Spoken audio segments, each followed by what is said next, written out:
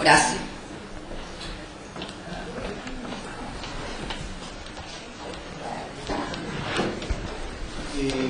Para José la pregunta, en realidad yo lo que quería indagar es sobre la cuestión de la tenencia de la tierra, en la cuestión de cómo ustedes imaginaban el paso siguiente de ese proceso.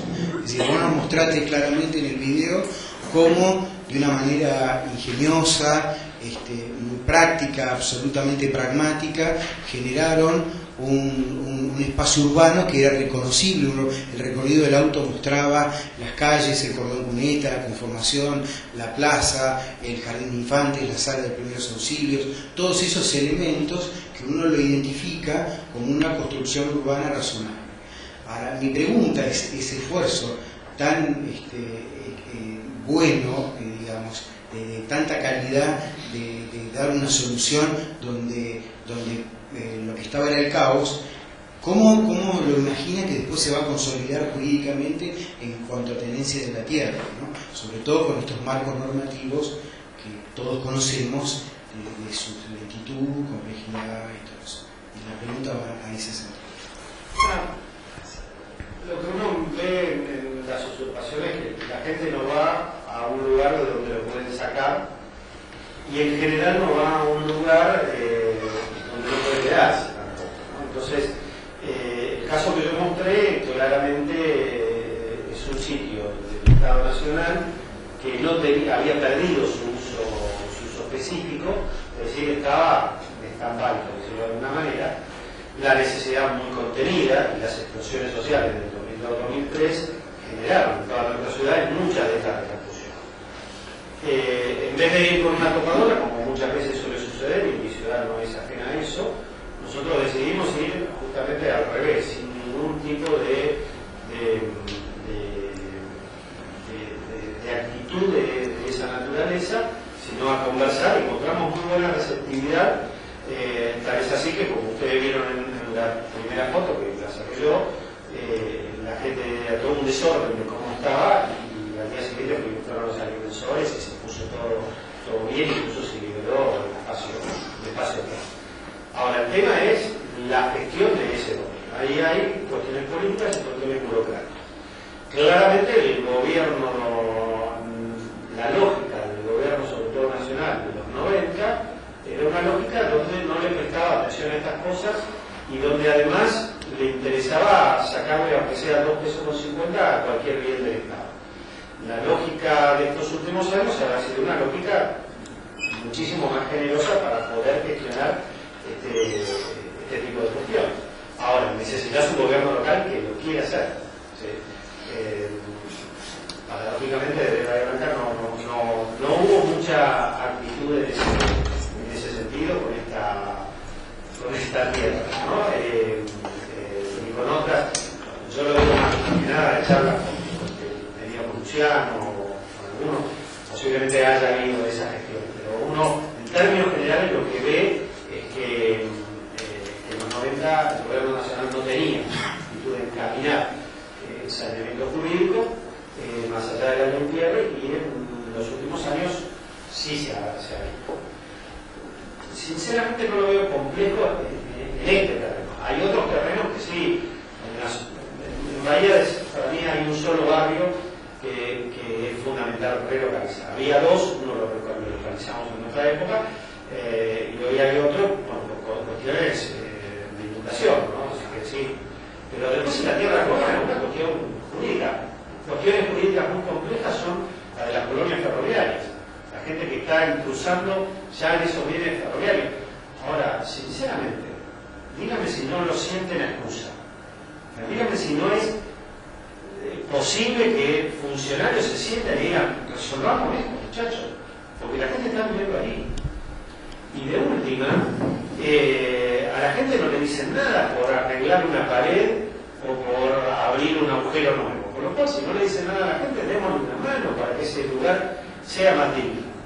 Y de última, voy a decir una barbaridad, más allá de la afirmación y todo esto, lo he dicho también del otro lado, y de última, si hay que ir más allá de alguna ley, y vayamos más allá de alguna ley.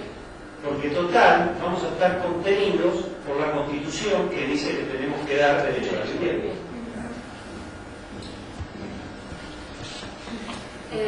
Varios, después de Héctor y Eduardo. Bueno, una acotación solo sobre el video que habíamos visto. Desde el punto de vista del territorio, veo que, y lo que dice un poco esta última párrafo de Carlos Morales, si queremos volver a hacer la ciudad del siglo XX, es un poco lo que pasó en la primera etapa, lo que ustedes filmaron y se veía todo como digamos, como las calles anegadas. Hay una cuestión de un desconocimiento del territorio que es lo que hace que pasen esas cosas. O sea, el hecho de haber abierto la calle va en desmedro de la posibilidad de uso. ¿Por qué? Porque si uno conoce el territorio como es, sabe que tiene un tipo de suelo y que después de eso no va a infiltrar. Entonces, de haberse dejado, como pasa en la última parte de la filmación, que es el terreno ferroviario, que por lo general son terrenos altos, y no se ha abierto la calle, ese sector va a tener posibilidades de tránsito mucho mejores que la anterior. O sea, a la primera etapa la ha subordinado a todo un proceso del siglo XX, que es cordón cuneta, hacer la calle, quién la hace, quién es el propietario y quién la paga. En la segunda, que todavía no se ha intervenido, ahí se podría hacer otro tipo de intervención más acorde al territorio. Cosa que se ve más claro en profesionales que trabajan en territorios que son más movidos, como cerca de la cordillera. O sea, acá hay un déficit, digamos, de los profesionales de la provincia de Buenos Aires que ven esto como tabla rasa y siguen pensándolo como tabla rasa. A ver, el barrio que vemos es un buen terreno, muy buen terreno. Lo que pasa que, como decís, acá los que urbanizaron fue la gente. Los municipios no van a entrar. Pero no obstante, todavía la cosa está bien para entrar. Sí, digamos, todavía tenés la posibilidad de hacer obra buena. Es decir, alguien entró y trazó. Y eso nosotros, digamos, marcamos una línea de frente, pero lo que en vez de construir la calle, se construyó el vacío. Sí. Ahora, ¿qué es lo que necesitas ahí? Meter el cordón cuneta y empezar a entojar. Porque si no, siempre se te va a inundar. Si hubiese mantenido el terreno como estaba, no, claro, a ver, lo ideal es al revés, pero la realidad de nuestra ciudad es. Ahora, ¿qué es lo que generalmente pasa? Que se sigue urbanizando, que se sigue metiendo cables, para después entrar. No, tenemos que entrar ya. Sí, y no solamente hay que hacer el cordón cuneta y empezar a entojar, sino que empezar a bajar todo el cable del cielo, hay que empezar a mandarlo por abajo. Porque de todas maneras, pero eso es una exigencia a la empresa, no al vecino. Y digamos, le estás cobrando a veces dejamos de ver a quién le tenemos que cobrar para que esta cosa pase. Si la empresa le está cobrando al vecino la electricidad, ¿no? Se la regala. ¿Sí? Entonces digo, todavía estamos a tiempo de producir una buena urbanización ahí. Digo este caso lo he repetido. Ahora, si esperamos que la cosa se siga complicando, después nos va a salir muchísimo más caro. Héctor. Quería preguntarte sobre un caso que por lo menos yo cuando lo traté de consultar es muy complejo, que es en este tema del stock, digamos, de posibles ingresos del Estado municipal, el tema de las obras clandestinas. Es muy complejo porque a mí no me han dado soluciones con esto. Primero porque es difícil particionar quién puede pagar la obra clandestina y quién no. Y después el otro tema es un tema jurídico, legal, que la obra clandestina está, digamos, en las manos de los juzgados, de los jueces de falta, digamos, de la municipalidad, y por lo tanto son ellos los que imponen, digamos, la multa. Y la multa a veces es irrisoria, es decir, un tipo que hace un piso de más, a lo mejor le cobra 5.000 pesos, una cosa así. Y bueno, por lo que yo averigüé, no sé, pero hay una cantidad de obstáculos legales que hacen que sea muy difícil establecer un sistema de multas, un sistema de penalidades, de alegaciones, como quieran llamarlo, a este tipo de que podría ser un ingreso muy importante para el municipio. Sí, yo ahí, en primer lugar, diría, hay que ver cuál es el caso, ¿no? Porque de repente por ahí tenés fuera de la norma a gente muy libre como ese, que no va a tener plata. ¿Sí? Entonces ahí me resisto a cualquier tipo de pena económica. Sin embargo, hay muchos otros que claramente es una vivada frente a esto. Entonces, digamos, primero hay que diferenciar uno del otro. Segundo, hay que trabajar sobre todos los instrumentos del municipio. La cuestión tributaria es una, la cuestión de faltas es otra, y es sumamente importante. Lo que pasa es que son sumamente arbitrarios los códigos de falta, y uno lo que tiene que precisarlo más. Por ahí, yo he visto códigos de falta, me encanta trabajar todas estas cuestiones vinculadas al desarrollo urbano, pero de repente te dicen, bueno, la falta por tal cosa puede ir entre 2 sueldos mínimos y 50. ¿No? Un mundo, es un mundo. Y el tema es a quién le pega. Es como la falta qué sé yo, el semáforo en rojo. Pasar el semáforo en rojo y por ahí son multas tremendas porque bueno, porque se piensan en función del que más tiene. O son multas muy bajas, pero son para todos iguales, y no somos todos iguales. Entonces habría que aprender de algún otro país, como los que dicen, bueno, la multa por pasar un semáforo en rojo va en función del auto que tenés, es un porcentaje de tu auto. ¿Sí? Entonces empieza a ser un poquito más. Pero hay que trabajar esa lógica, y una de las cuestiones, ustedes saben que el valor de una propiedad se puede determinar de muchas maneras. Hay 7 maneras de determinar el valor de una propiedad. 7 maneras diferentes, de las cuales 5 son las que más se usan. Cuando hay que trabajar sobre ese tipo de multas, yo creo que lo mejor es determinar por el valor de rentabilidad. Porque, por ejemplo, a mí me ha pasado de ver que determinada construcción superaba en 1 metro el valor máximo de altura. Entonces, cuando se le iba a castigar, lo que se le cobraba era el muro por 1 metro de alto. ¿Sí? Entonces se tomaba como que eso había superado. No, hermano, la verdad es que te sacaste 10 cuartos más. ¿Lo entendés?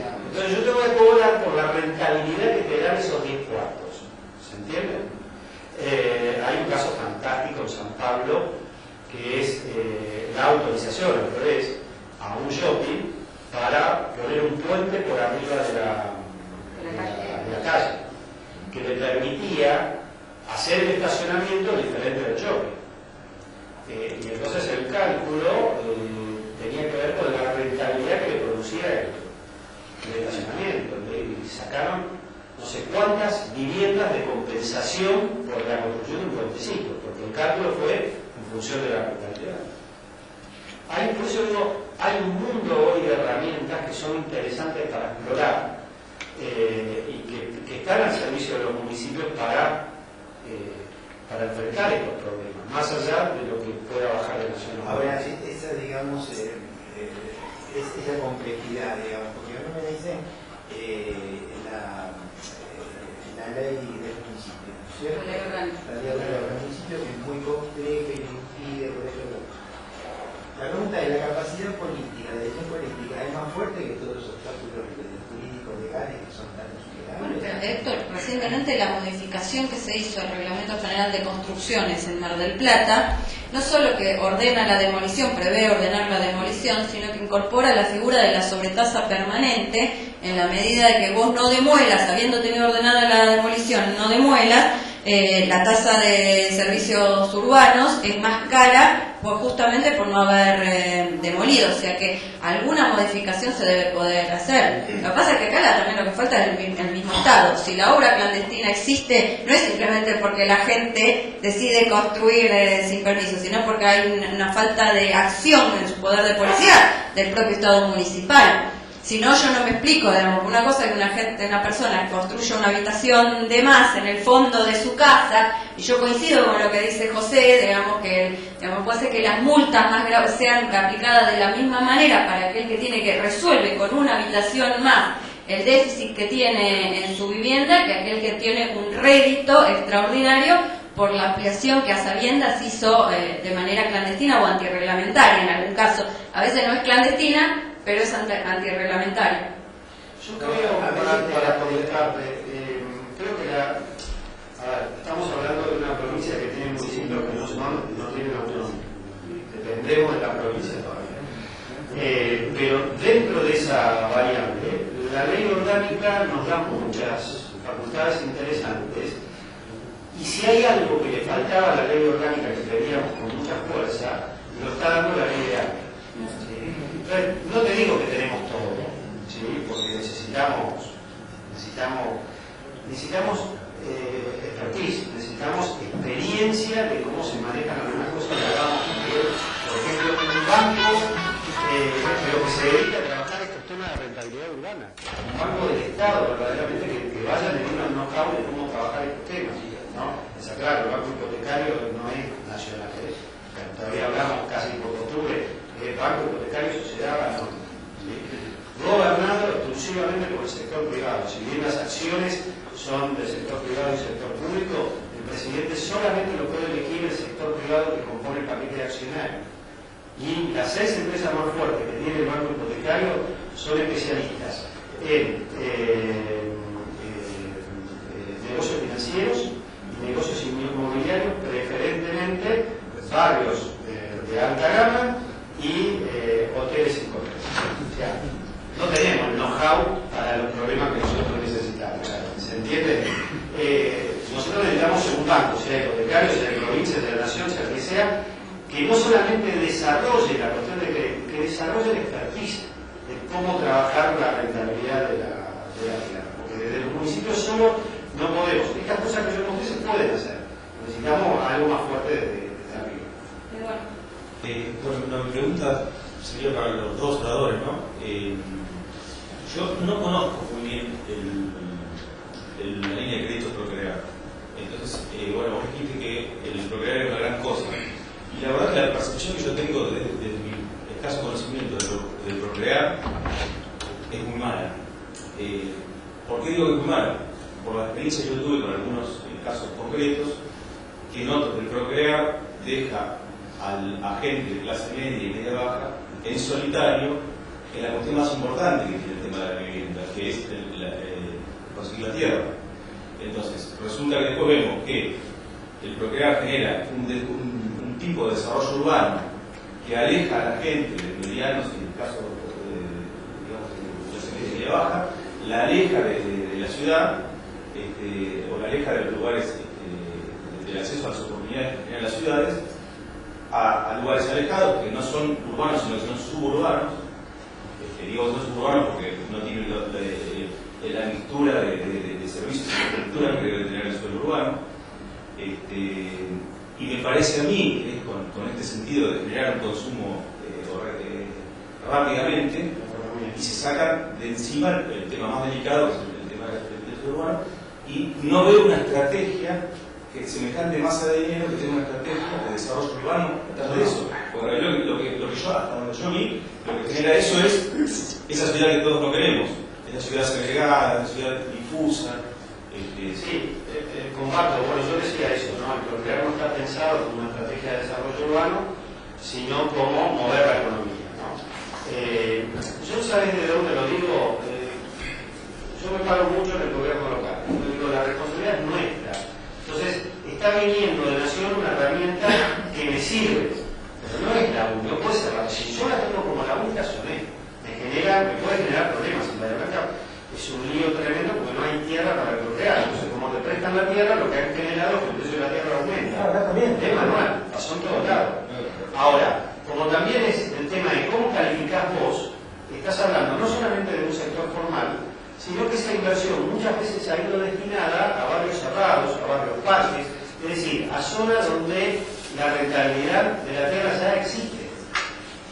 Mientras que el tema es que justamente vaya donde no tenés rentabilidad de tierra, porque ese movimiento de la economía en el lugar hace que ese lugar empiece a moverse y empiece a generar otro trabajo. Por cada crédito que vos metés, seguro está apareciendo otra obra en el sector privado. Pero si vas a donde el mercado se reproduce, no tiene efecto en el territorio. Entonces, esto es lo que yo digo, bueno, miren, tomemos el Procrear como viene porque está bárbaro, pero si nos quedamos con eso no pasa nada. Sí, tengamos un Procrear local que vaya por donde no va ese Procrear, ¿se entiende? Que podamos entonces desarrollar nosotros la tierra de otra manera. Miguel, ¿querés contestarle? No, complementario, coincido con las dos opiniones, ¿no? Tomando algún ejemplo de lo que yo había dado, si una empresa constituida, una empresa que tiene conocimiento, que tiene trayectoria, que tiene equipo, sale del mercado por la distorsión del precio de la tierra, imaginemos cómo será cuando se trata de un individuo, o sea, no tiene ninguna chance de entrar. Creo que el gobierno lo sabía perfectamente, el gobierno nacional lo tendría que haber evaluado anticipadamente, no lo hizo. ¿Cómo? No lo debe haber ignorado, directamente priorizó, como dice José, priorizó el tema de movilizar la economía. Creo que hubo una cantidad de expectativas con respecto a lo que iba a mover a la economía que no se materializaron. ¿Por qué? Porque el tema de la tierra empeoró. ¿Por qué? Porque el hecho de aparecer el Procrear distorsionó aún más la tierra. Y eso lo he charlado con la gente de Procrear y todo. Yo creo que hay un aliado hoy que es un salvavidas de plomo, que son algunos municipios. Algunos municipios hoy son un salvavidas de plomo que generan encima condiciones mucho peores y lo hacen no viable. Pero se podría haber hecho bien. Fíjate lo que yo mostré de Rivadavia, es avanzar, es decir, tener expansión pero contenida. Entonces, la verdad que salen todos bien. Yo los casos concretos ya que más o menos vinieron los zombies, se lo calentar más todavía. Los casos concretos que conozco son, por ejemplo, de una chica que trabaja y vive en Faluche, Santiago del Estero, tiene su trabajo, vive a 10 cuadras de su trabajo, y que ahora se metió en un destilado que va a tener que comprarse un auto, que no sé si va a poder pagar, o va a poder conseguir su trabajo. O sea, digamos, el Estado tiene que hacerse cargo de esas cosas, son las más estructurales. Pero bueno, fíjense en Facebook, busquen arquitectos Procrear, que se lo vean el tipo de obra que hay. Van a ver que hay variedades muy grandes, ¿no? Y obra que, digamos, tiene sentido social y muchas que no. Pero esto que ustedes están diciendo, muchos municipios con tal de sacarse el problema de encima, expandiendo la ciudad de una manera que hoy van a tener un problema mayor. Daniel, luego Cristina y luego Teodoro.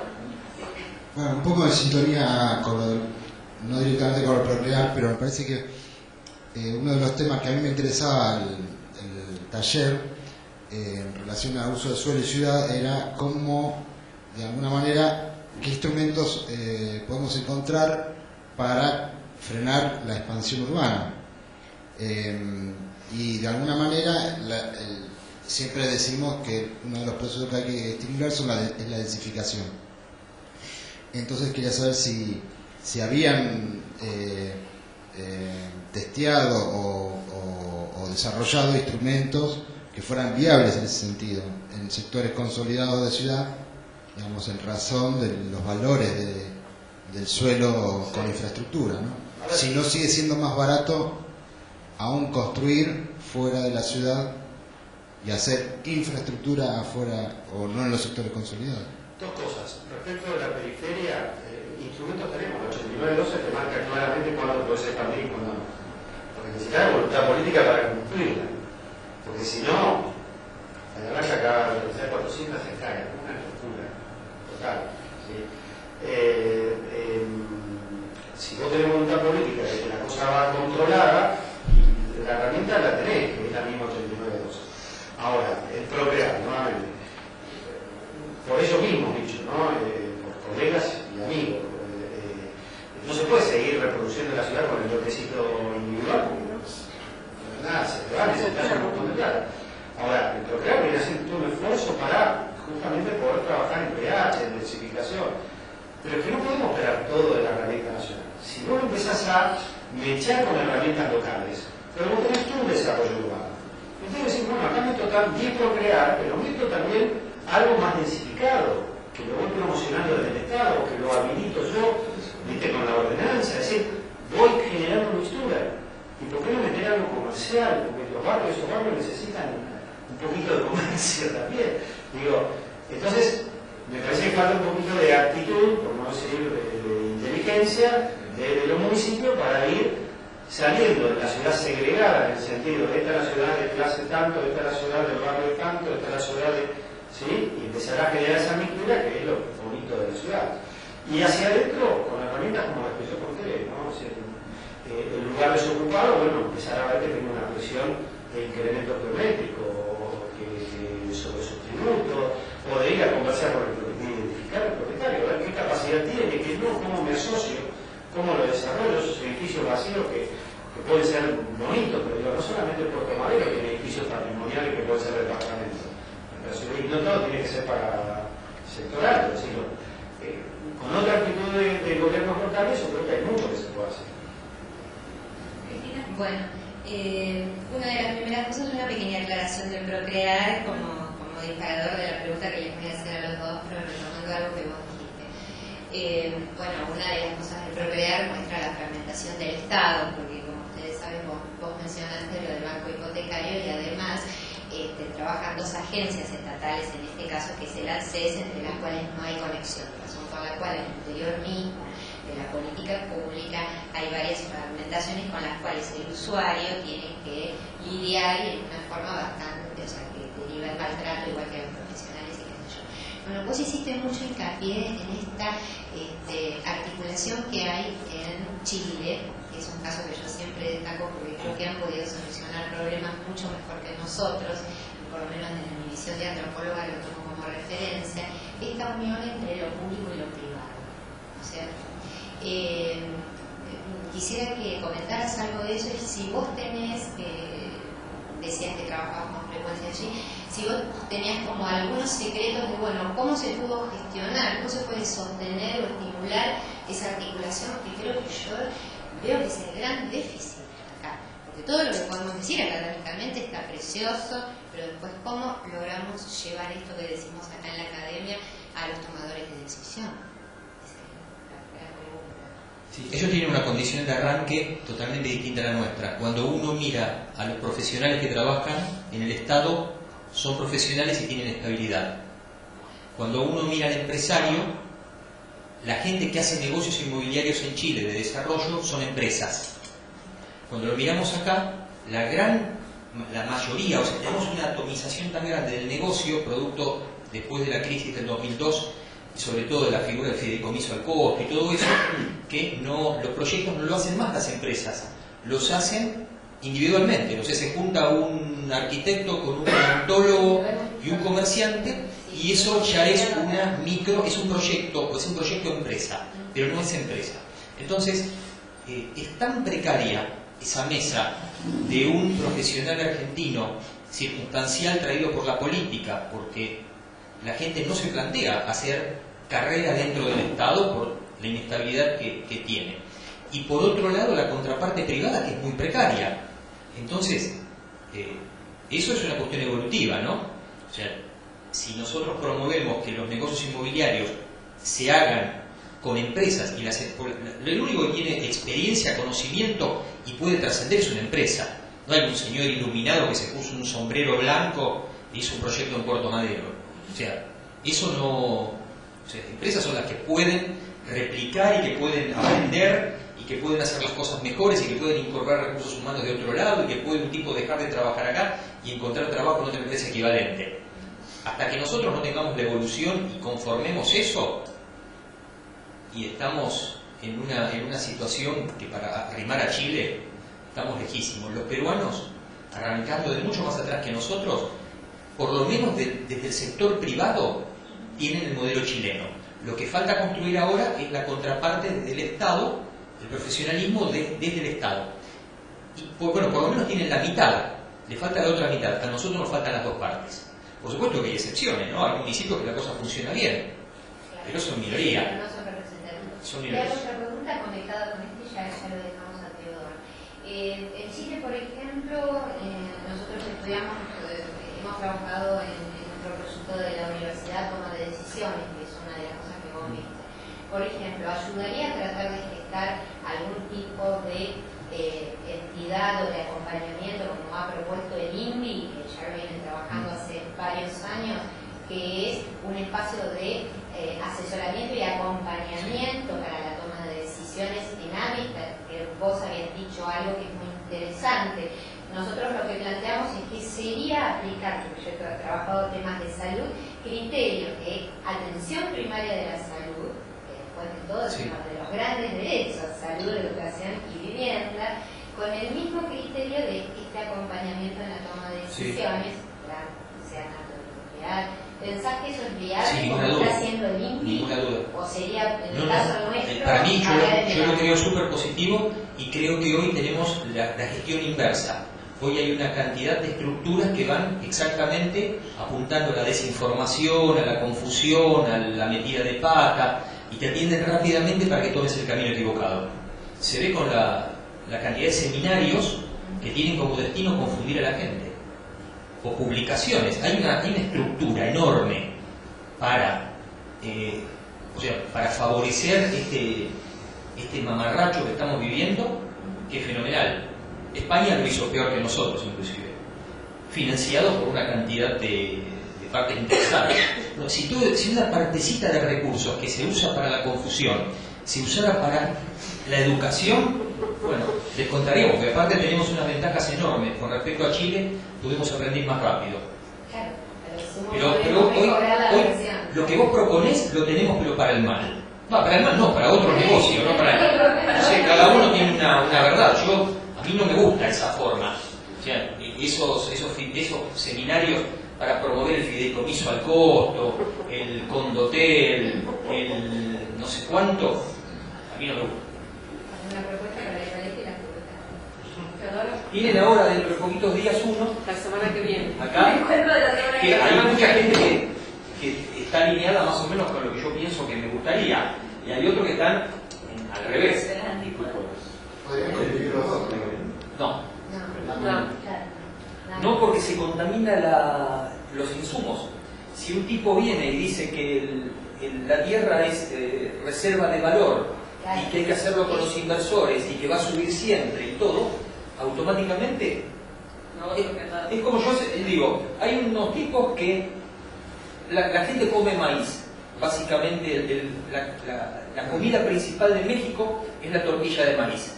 Y de golpe vienen unos y descubren que el maíz se puede usar para alimentar a unos perros de raza para la competencia.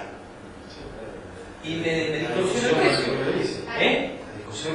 Bueno, es la discusión con el pero por lo menos es combustible y es comida.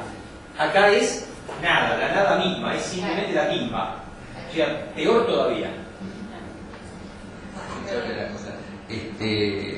Hace creo que 2 o 3 talleres justamente estuvo el representante de ANSES explicando el procrear y planteó unas cuantas categorías, y las últimas eran justamente la cuestión de la adquisición de suelo urbano, y de alguna manera lo que planteaban, que vos medio quizás elípticamente lo dijiste, pero quiero